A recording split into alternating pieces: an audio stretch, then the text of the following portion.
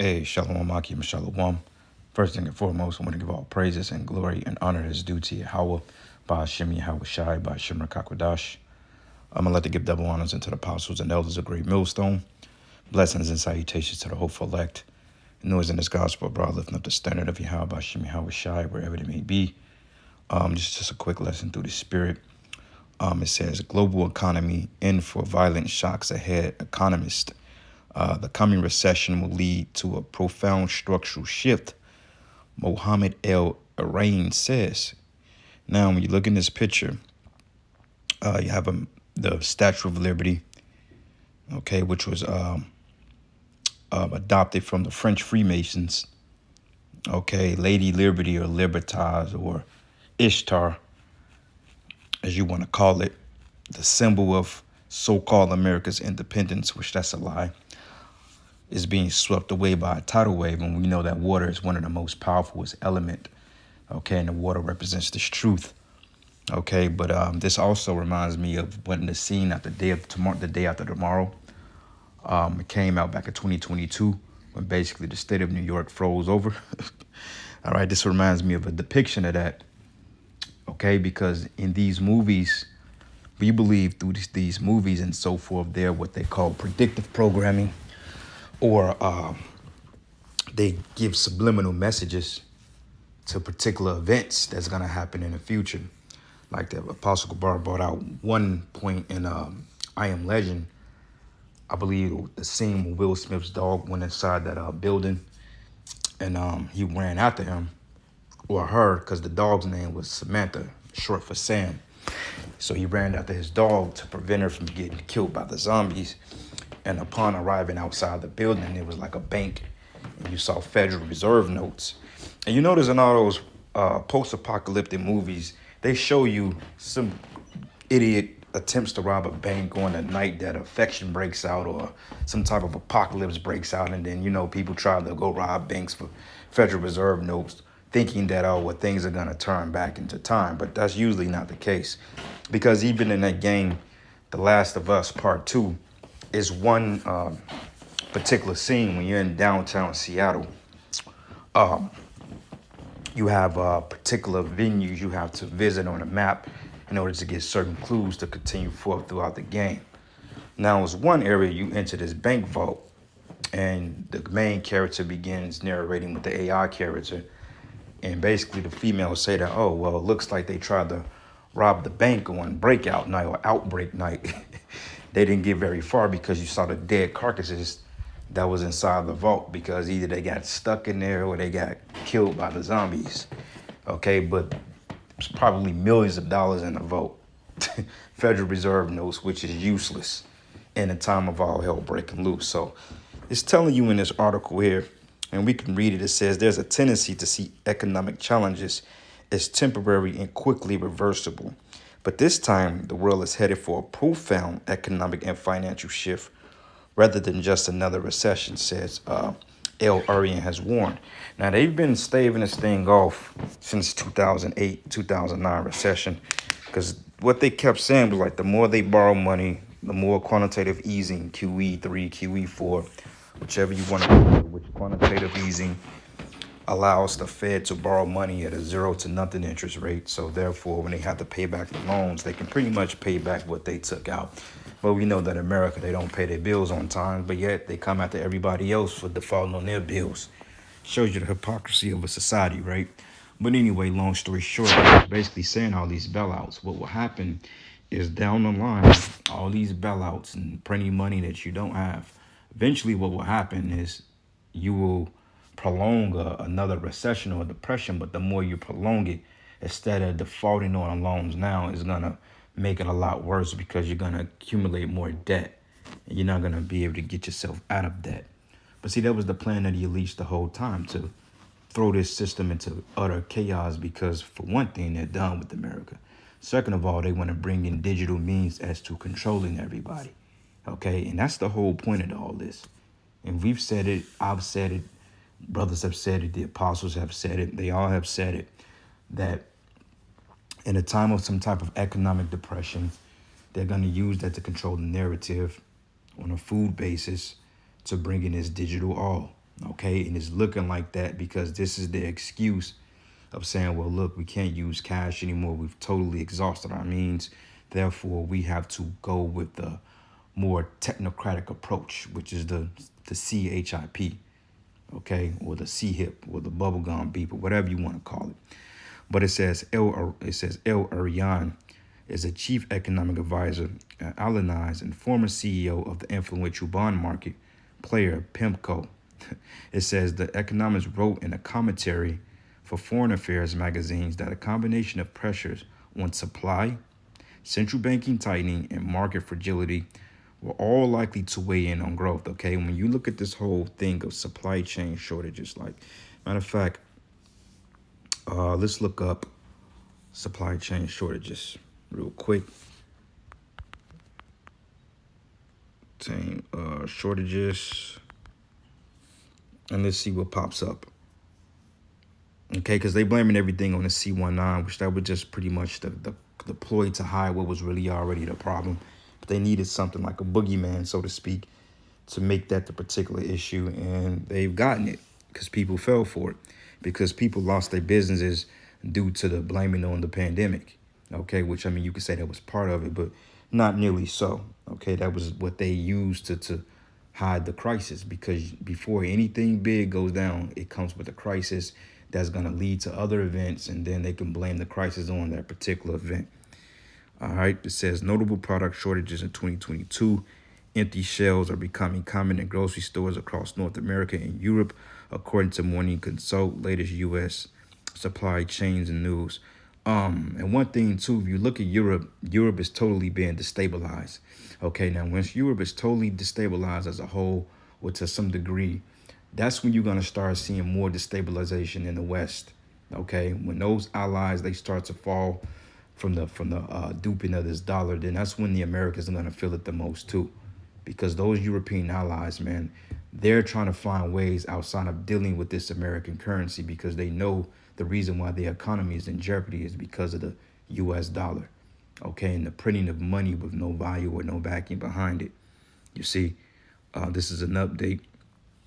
Let's see what it says. Impact on global supply chains logistics. Let's see what it says. Supply chain brief. Improvement of freight capacity, declining freight costs. All, like, I think Biden just passed something like some emergency act to stave off another rail shutdown. Like, they would just threaten that. I want to say about a month and a half, 2 months ago, about a rail layoff. You know, the rails were going to go on strike. And if that happened, then that's already a third of your transportation of goods throughout the country. The other 2/3 is by trucking industry. They're already talking about fuel and diesel shortages. You see what I'm saying? So what I'm thinking through the spirit, that is all on time. You got this whole new CBDC infrastructure that they're trying to test out. I'll say on or around December 13th, however that's going to play out. Then you have the shortages of diesel, which they're not really speaking on, so to speak, but they're hinting at it. Then you have the rail shortages. I'm thinking what's going to happen is when everybody do this little holiday BS shopping, I believe that out the grapevine, they're going to start shutting things down. You're going to start seeing the effects of this global shortages, or this what do you call this, diesel fuel hikes and so forth. Okay, because it is just no coincidence. But it says declining freight costs and softening commodity prices. Port operations are stabilizing and container costs are near pre-pandemic levels. But even as diesel fuel prices remain elevated, trucking transportation costs continue to decline, and available capacity is at its best points over 2 years ago. But most commodity prices continue to stabilize or have softened over the past 30 years, okay? So they got labor shortages to material availability, manufacturing capacity. Unemployment and workforce participation remains at or near record lows because nobody is trying to go back to work, man. Period. You know, inflation is up 9%, but yet the wages only went up 4 or 5%, if that. So it's not a balance there. Then it says here, October Consumer Price Index report publishing this morning showing a 12-month inflation at 7.7, a slight decline from the prior month, but remaining much higher than the targeted 2 to 3% range. Okay, the Fed continues to raise interest rates announcing an additional 75 basis point rate hike at their meeting earlier this month. So they announced six rate increases with fund rates between 3.7% and 4.0. And it says they will likely continue to inflate and to return to a more normalized state, which they blame raising the height or the rate hikes on the inflation. They say, well, if we raise the interest rates in the Fed, then that's going to stabilize the inflation. It's going to bring things back down, but that's not possible because the more people are paying into the interest rates, the more they're still losing disposable income to pay their bills or whatever they need to do. So they're still going to come out on bottom. They're not going to balance out. The balance sheet is not going to add up.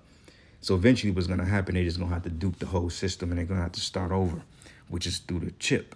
Okay, first starting the CBDC digital-based currencies, man. All right, so going back to this article, it says central banking tightening and market fragility, they are likely to weigh on growth. It says three new trends in particular hint at such a transformation are likely to play an important role in shaping economic outcomes over the next few years. I don't think we got years, but it says the shift from insufficient demand to insufficient supply as a major multi-year drag on growth, the end of boundless liquidity from central banks, and the increasing fragility of financial markets, he wrote. These shifts help explain many of the unusual economic developments of the last few years, and they are likely to drive even more uncertainty in the future as shocks grow more frequent and violent, he believes, man, which is going to lead to utter chaos and eventually global anarchy. Okay, so let's get a couple of precepts here. Nothing too deep. We're going to keep it basic. Like the term keep it simple, stupid. We're going to focus on keeping it simple, but edifying at the same time, because edify means to build. And that's where we're in the process of building the hopeful elect so we can get up out of here, Lord's will, we're found worthy. Because there's nothing more important than salvation at this point. No. You other people that's doing this thing for a gimmick, and you're not sincere towards the Lord, and you're not examining yourself daily and asking the Lord to correct your errors. Like every day, you should be telling yourself you'll fuck up, man. And when you reflect on things you've done, if you've done some dumb shit, just think about times you're not operating in the spirit, how unwise dealings we've done. Even in this truth, man, you should reflect on things like that. But you got men that prefer to march and get gimmicks and worldly accolades for their devious attempts, I say it that way. Okay, and you guys know who I speak of. But anyway, this is the book of Ezekiel, the 7th chapter. And I'm going to start in verses 12. It says, the time is come, the day draweth near. Let not the buyer rejoice. Okay, who's the buyer? The buyer is you consumers, us consumers. Okay, you got Americans, you are the biggest consumers in the world. Why? Because you don't create anything.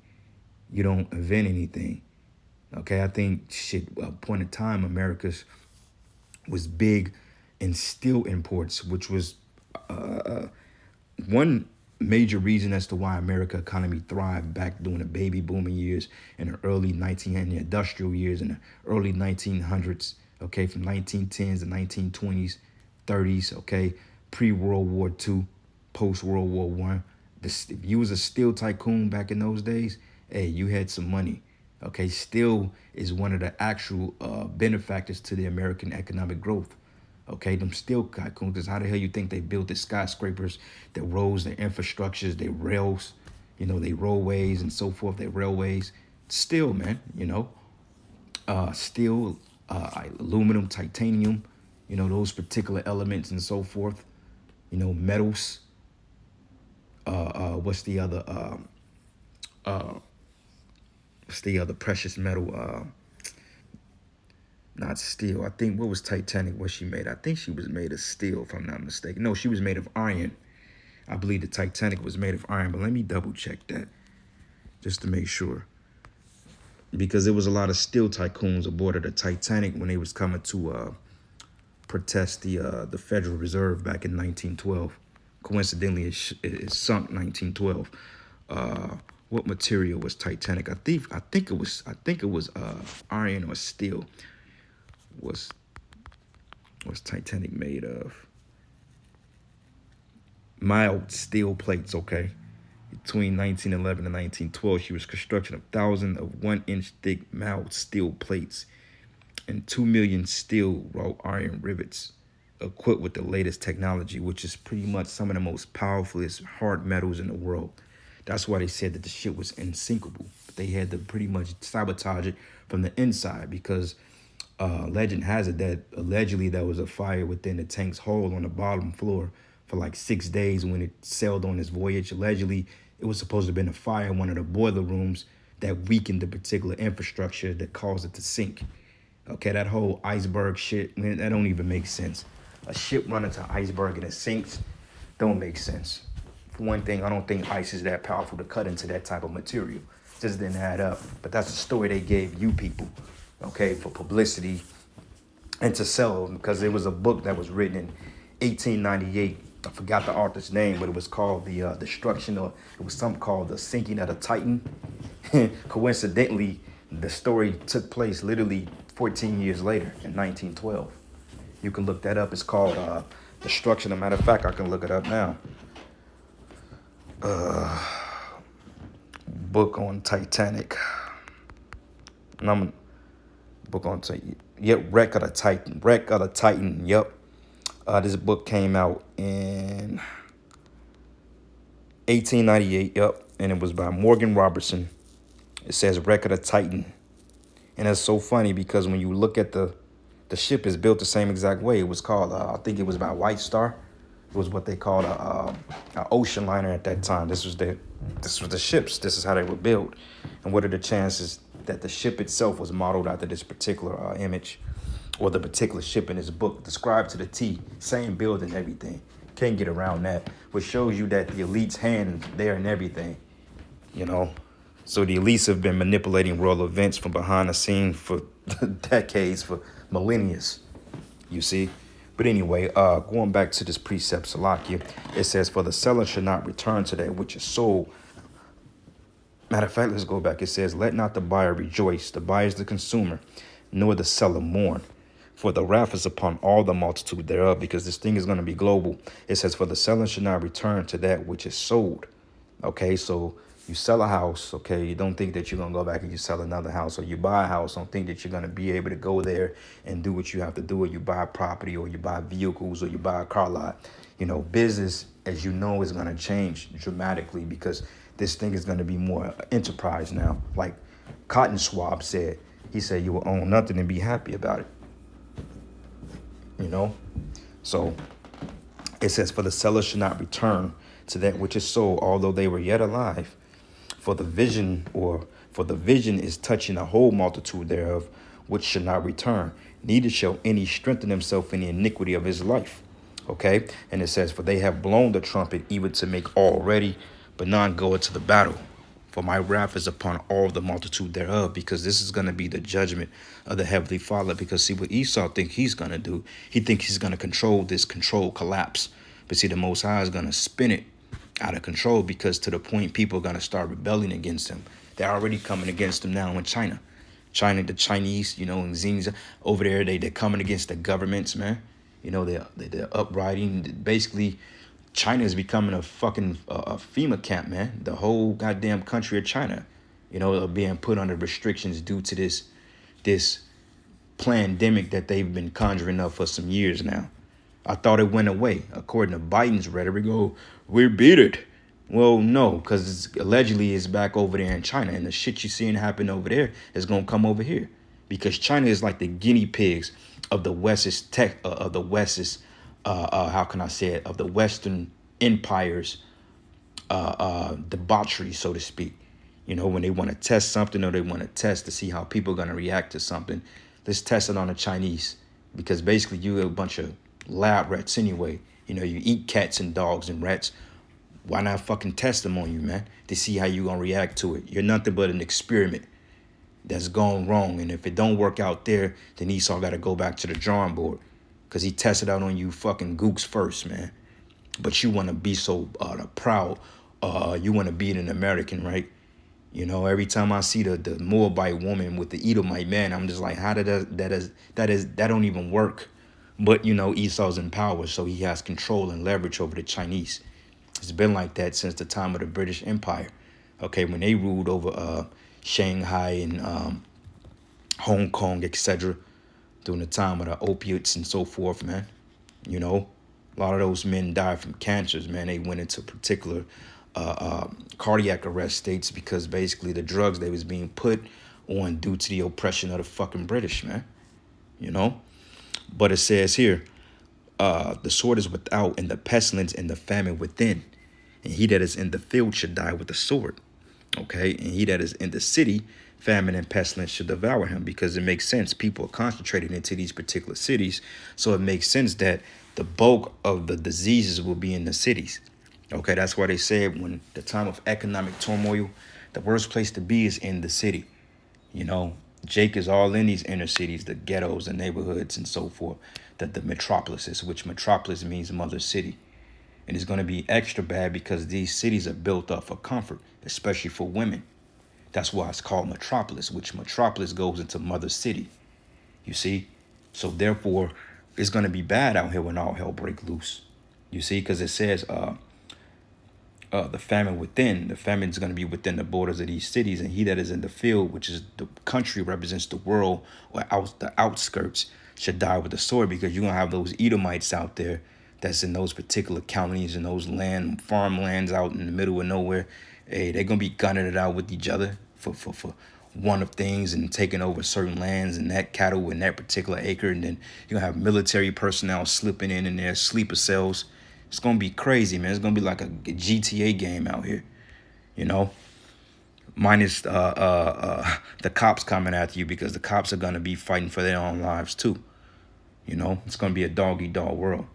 And it says, and he that is in the city, famine and pestilence should devour him. And a big thing was going to allow people to, or force people to shift their mindset to accepting the MOTB, is the famine, the food.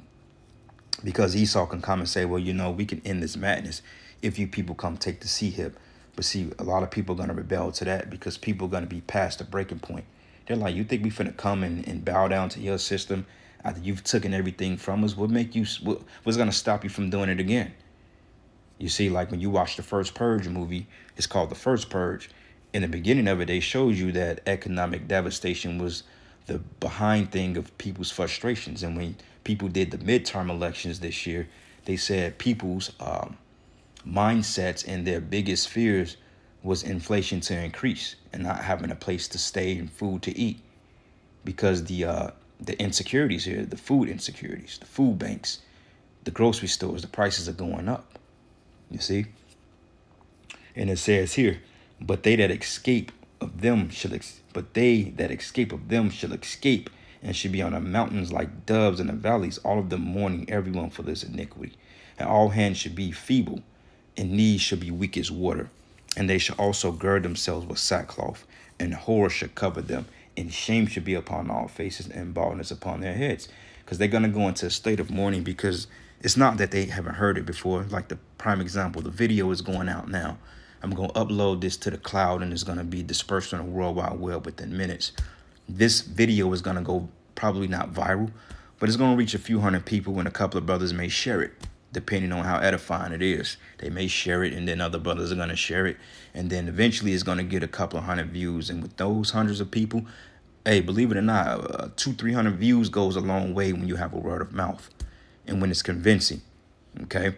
So you people are warned. And it says here, they should cast their silver in the streets, and their gold should be removed. Their silver and their gold should not be able to deliver them in the day of the Lord's wrath. And they should not satisfy their souls, neither fill their bowels, because it is a stumbling block of their iniquity, man. And honestly speaking, I could just end it off those couple of precepts, you know, because honestly, that sealed the deal. But regardless of that, we could go a little bit more in depth, because I like to be a little thorough, you know. Like to be thorough in things that I do to the best of my ability, even if it is all over the place. But regardless of that, it says the changes will affect individuals, companies, and governments economically, socially, and politically. The economist warning, if the federal government goes under, you can kiss the state governments goodbye, because the state governments, they don't have money. Okay, they don't have enough money. The highway tax and the fuel taxes is nearly not enough to sustain these state governments, because eventually they have to go to the federal government for grants and loans in order to keep the states funded. And if the state ain't playing ball with the federal government, then you can just say goodbye to that state. That's why Texas was talking about seceding from the United States, because technically they was able to sustain themselves for a particular period of time. But regardless of that, Texas, they won't be able to sustain the longevity of an economic depression. It's not going to happen. And it says here that he criticized the U.S. Federal Reserve in particular for being too slow to recognize inflation's destructive impact on the economy, and then for its steep rate hikes to make up for lost time.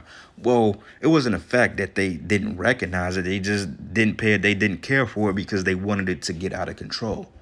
Okay, it's not that they didn't know these things. These people have seen these trends long enough. They've studied empires. They've seen and studied how the Roman Empire came and how it grew, how it came into power, how it reached its peak of prominence, okay, through weaponry, okay, through war, military tactics, okay.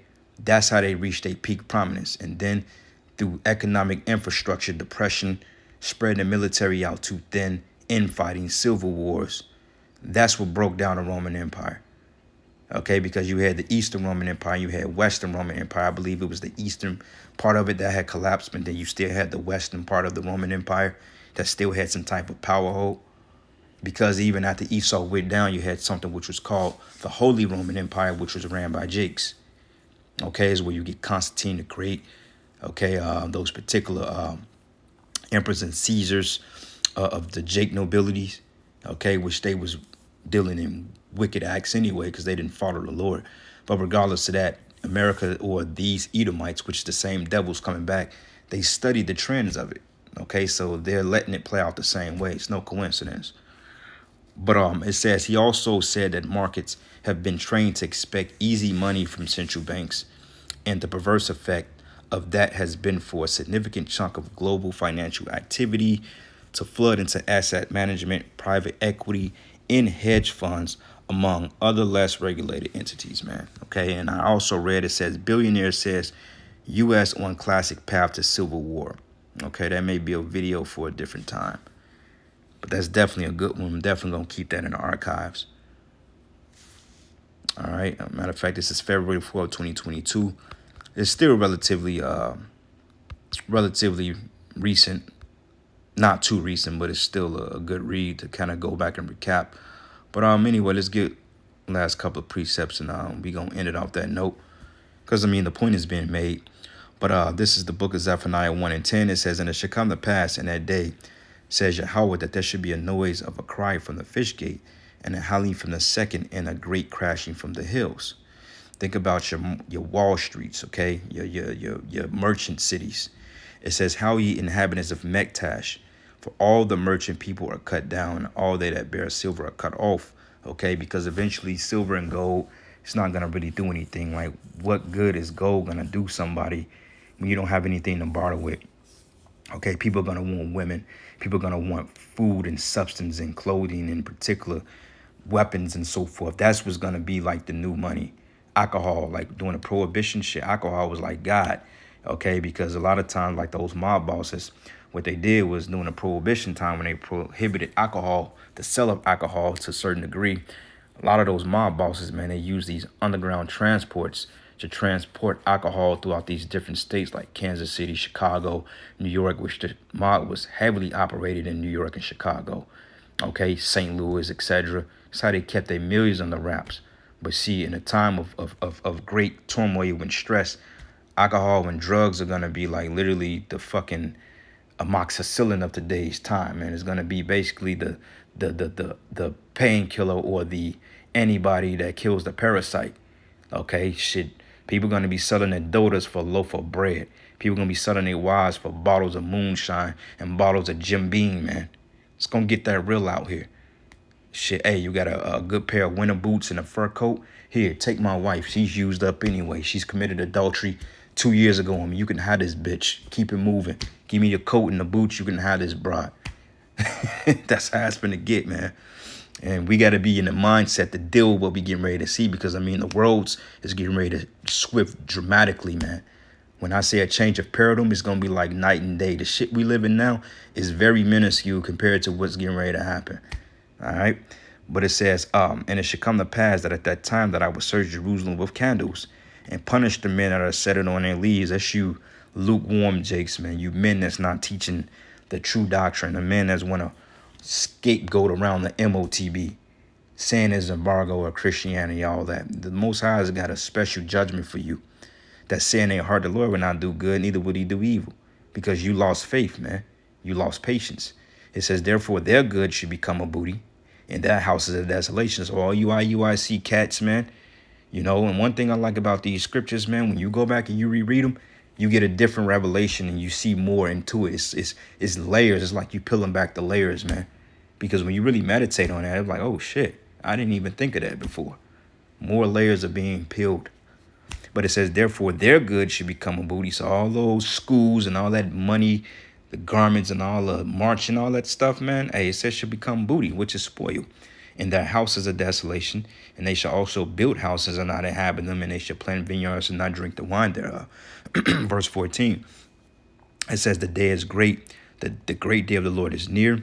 It is near and hasten greatly. Even the voice of the day of the Lord. And the mighty man shall cry bitterly. Okay, and it says, and that day is a day of wrath, a day of trouble and distress, a day of wasteness and desolation. And this is one of my favorite chapters, by the way. And it says a day of darkness and gloominess, and a day of clouds and thick darkness, man. Thick darkness, because when those missiles hit, it's going to be literally like midnight. It's going to be like twilight out here. You're going to have sun, high noon in the sky. But yet when the missiles hit, it's going to, the smog and the smoke from those ICBMs and the chariots is going to totally block out the heavens, man. So you're not going to be able to tell whether it's 12 o'clock afternoon or 12 o'clock midnight. You know, what they call it, twilight. It says a day of darkness and gloominess, a day of clouds and thick darkness, and a day of the trumpet and alarm against the fenced cities and against the high towers.